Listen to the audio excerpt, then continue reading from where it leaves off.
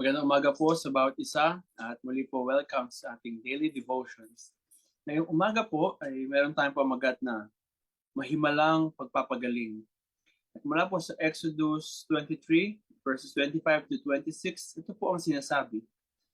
Kung i-worship nyo akong si Lord na Diyos niyo, i-bless ko kayo ng pagkain at tubig at aalisin ko lahat ng sakit nyo. Walang makukunan sa mga nagbubuntis at walang mababaog sa lupain niyo. Bibigyan ko kayo ng mahabang buhay. At sa ating pong babasahin, ating pong gawin ito sa ating mga free time mula po sa Exodus 23, 20 to 26.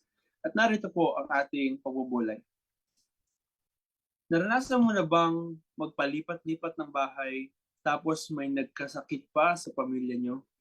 Sa gitna ng ganitong unstable na sitwasyon, nasaan ang Diyos?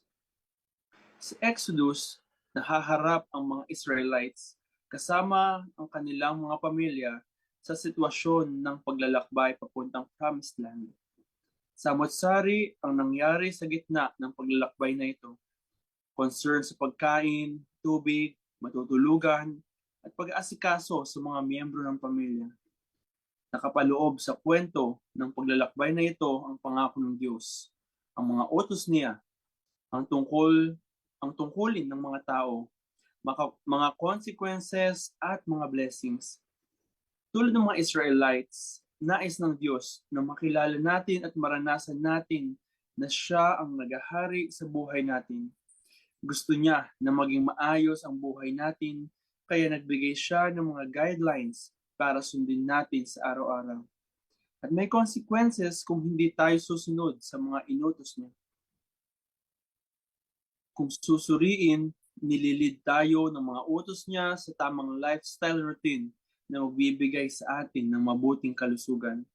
At kung magpe-pray tayo ng pasasalamat sa pagkain at tubig natin, pwede niyang i-bless ang mga ito para magkaroon tayo ng healthy na katawan. Meron talagang pagkakataon na magkakasakit tayo at ang ating pamilya, pero mananatili ang pangako ng Diyos na hindi niya tayo pababayaan.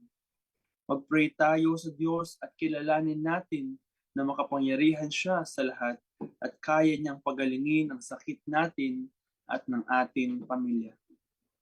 Tayo po ay manalangin. Panginoon, maraming salamat po sa pagsama sa akin sa araw-araw. Inilalapit ko po ang mga sakit. Pagalingin mo po ako at umaasa ako sa iyong pangako ng isang magandang buhay sa hinaharap. In Jesus' name, Amen.